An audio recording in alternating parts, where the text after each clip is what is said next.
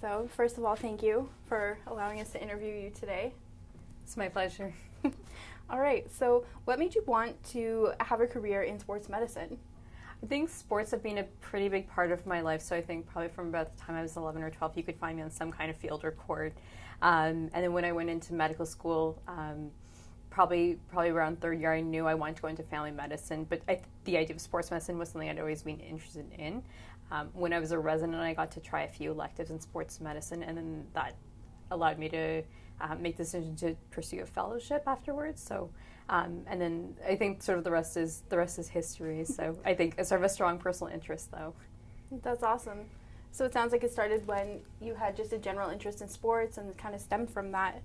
Can you take me through a typical day working here? Sure. So in a clinic setting, so when I'm doing my sports medicine days, usually I'll see patients, and so some patients are referred by their family doctor, other people have referred themselves to the clinic, and some people have been referred by other practitioners in the clinic. So I'm fortunate to work with a great team. So we have physiotherapists and chiropractors, and so sometimes they'll refer people over. So so typically most clinic days I spend seeing patients, and I see quite a wide range. So I see sort of little ones playing sports, and then I also have some of my patients in their 70s and 80s who've had things like hip replacements who still want to stay active. So so it's a pretty neat range.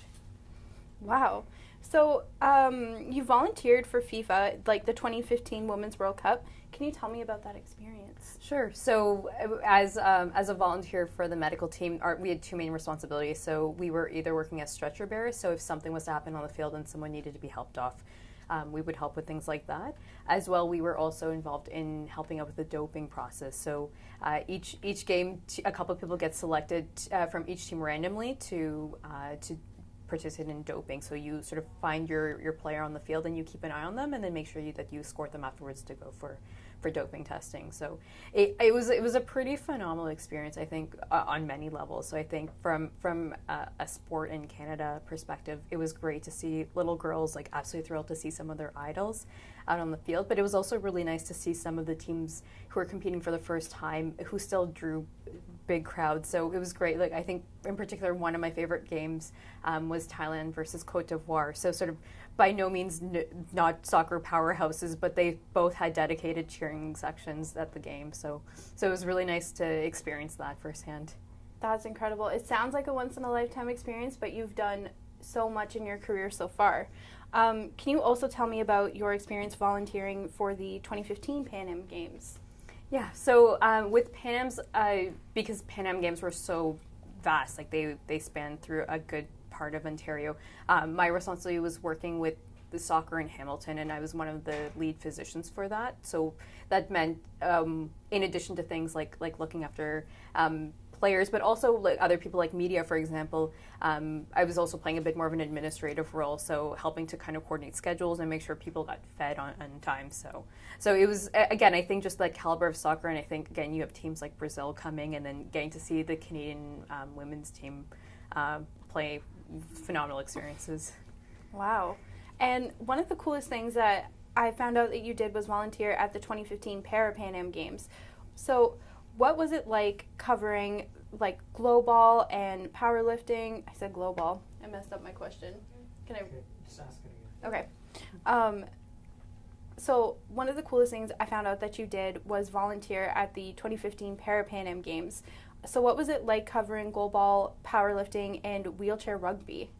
So the Pan Ams are a bit of a different experience from Pan Ams. So I think the atmosphere is different from, I think, some of the other events, because for many people, some of the hardest things that they've had to do are not necessarily things on the field, but things that they've had to encounter. So for example, people who had polio as a child who then had to sort of overcome that to then be able to compete at something like a Pan Ams. And I think we take for granted that in Canada we have things like accessible wheelchair or accessible buses and parking spots, and there's that awareness that these things need to be in place for people. But many people commented that the experience in Canada was quite unique from what they had grown up with, and so I think you're seeing people sort of just have fun after triumphing over so much.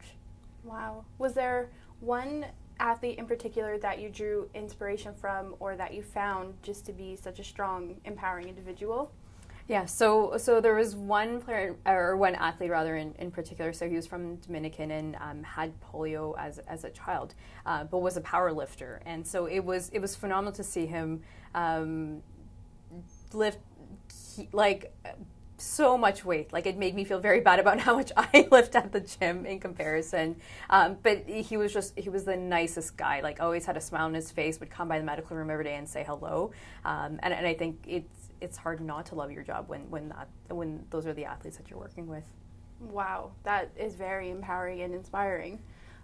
So what types of injuries have you seen throughout your career, and did one really stand out to you?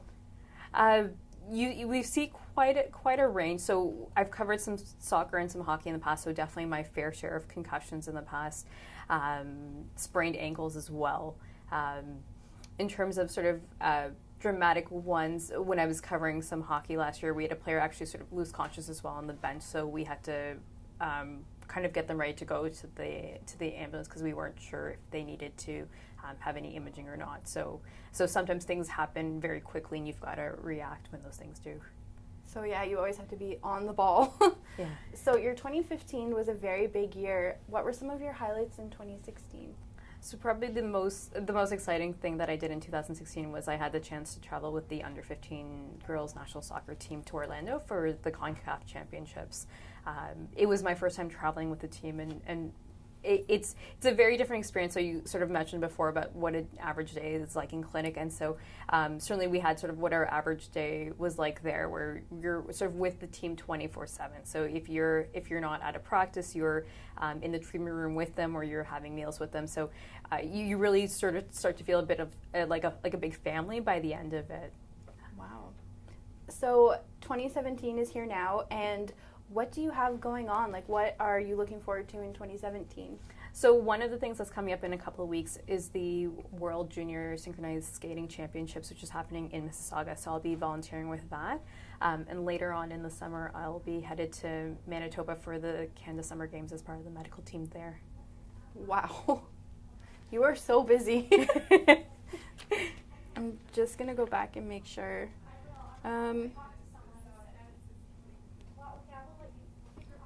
That's pretty much all of my questions. It's definitely like 3 minutes worth of footage. The one thing we have to do is